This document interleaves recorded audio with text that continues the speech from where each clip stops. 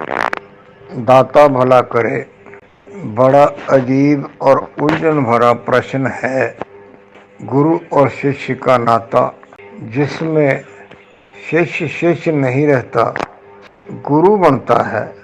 लेकिन भक्ति मार्ग में जिसकी जेब फटी हुई है ना, ऐसा शिष्य गुरु नहीं बनता।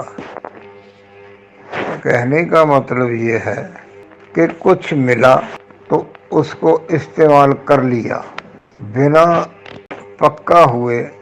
थोड़ी सी मस्ती वाली बात हो गई, किसी को नाम की चिंगारी मिल गई, किसी को प्रकाश की झलक दिख गई, तो वो अपने आप को बहुत समझने लगता है। ऐसा शिष्य आगे नहीं बढ़ता। सब्र रखना पड़ता है, संयम रखना पड़ता है, तब जाके बात बनती है।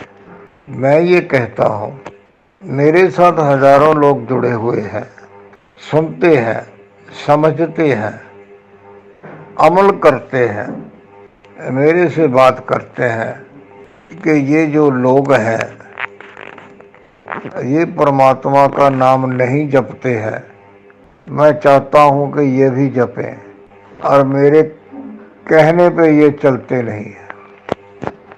तो मैं अक्सर यही समझाया करता हूँ कि पहले अपने आप को इतना भक्ति मार्ग में आगे ले जाओ कि आपके अंतर से अध्यात्म की शांतमयी किरणें जो है ना वो निकले, और आपके पास आने वाला आपसे बात करने को तरसता रहे। यानी स्पिरिचुअल पीसफुल रेडिएशन जो है वो हर भक्ति मार्ग पर चलने वाले से निकल, तप साधना करने पर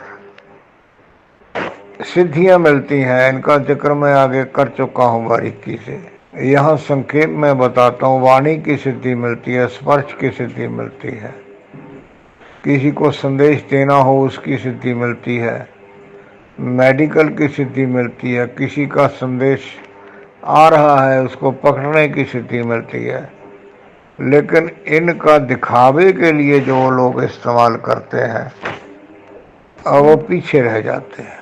अभी मैंने 10वें द्वार के ऊपर कुछ ऑडियोस आप जी के साथ साझा की है।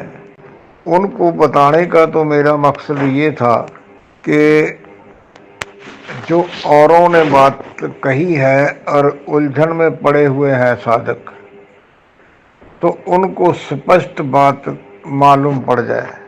लेकिन जैसा मैंने सोचा था हुआ उसके विपरीत। अब लोग 10वें द्वार के पीछे पड़ गए हैं। मेरे को बार बार फ़ोन आते हैं, मैसेजेस आते हैं इसके बारे में, और मैंने कहा जो है ही बात अंतम, तो इसके बारे में और मैं क्या बताऊं। वो पूछते हैं जी इसके आगे क्या होता है। अब आगे इसके क्या होता है, आगे तो इसमें स्थिर होना है। स्थिर होना है तो परमात्मा में समा जाना है। बहुत सी बातें इसमें लोग पूछ रहे हैं। नाद के ऊपर मैंने करीब करीब 100 के लगभग जो है ऑडियोज दे रखी हैं। फिर भी प्रश्न आता है जी वो कौन सा नाद है जो 10वें द्वार में बजता है। और मैंने ये 6 ऑडियो में समझाया है कि 10वें द्वार में तो पूर्ण शांति है, वहाँ ना नाद है ना प्रकाश है, अपने होने का एक एहसास है। बाकी सब जो है वो अपने आप चल रहा है। जैसे माता के गर्भ में बच्चे को परमात्मा की ऊर्जा पालती है, ऐसे ही 10वें द्वार में पहुंचे हुए सिद्ध पुरुष को, संत को परमात्मा की ऊर्जा पालती है। तो ये उलझने जो है इनमें मत पड़िए। अपनी आध्यात्मिक यात्रा पर चलते रहिए अपने आप को छुपा के रखिए। जब समय आएगा तब आप शिष्य नहीं रहेंगे, आप ज्ञान देने की अवस्था में आ जाएंगे। तो परमात्मा की कृपा से, परमात्मा के आशीर्वाद से, परमात्मा के आंतरिक सहयोग से आप गुरु बन जाएंगे। गुरु का मतलब ये होता है गुर देने वाला, ज्ञान देने वाला, जिसको संतों की वाणी की समझ आ जाती है, वो ज्ञानवान हो जाता है। और जो ज्ञानवान हो जाता है वही ज्ञान देने के योग्य होता है। उसके अंतर से जो वास्तविक संतों ने कहा है उसका मतलब निकलता है और वो दूसरे को प्रभावित करता है। इसलिए उतावलापन मत कीजिए, सहजे सहजे चलिए।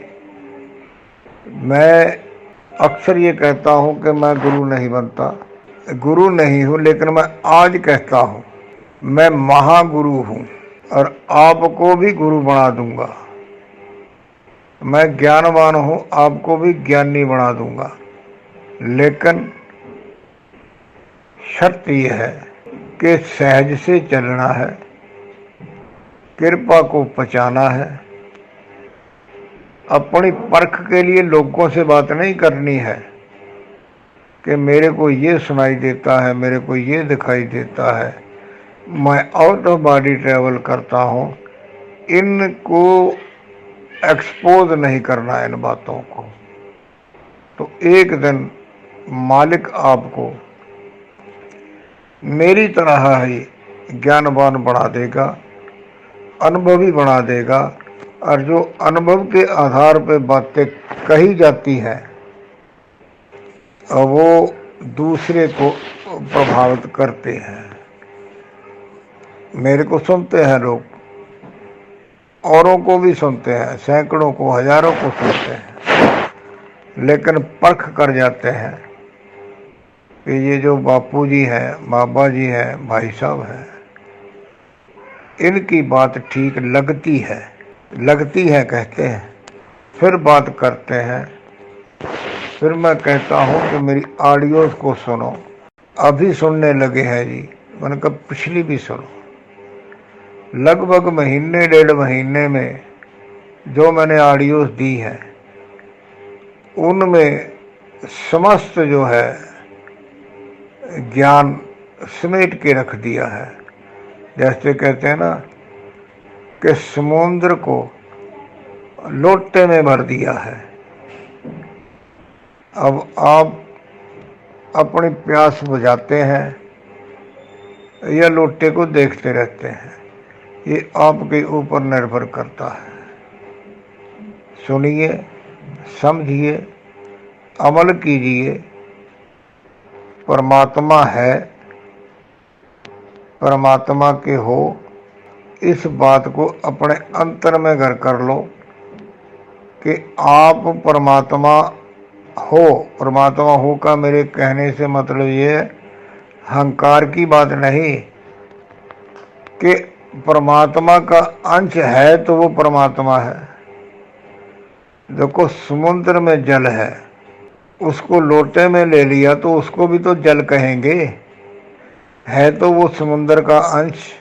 समुद्र में सूरज की किरणों से पानी उठता है, भाप बनती है, बादल बनते हैं, जमीन पर, पहाड़ों पर टकरा के नदी नाले के रूप में, फिर घूमते फिरते, अटकते पटकते, किसी को पटक दिया, कहीं अटक गए, रुकते चलते, फिर वो जल समुद्र में जाके मिलता है। तो जो मूल है उसके साथ जाना है। तो आप परमात्मा हो और परमात्मा के अंश हो और परमात्मा में ही समाना है। ये सारा खेल है, लेकिन खेल ये सब्र से चलने वाला जो है ना वो कामयाब होता है। धन्यवाद। दाता भला करे।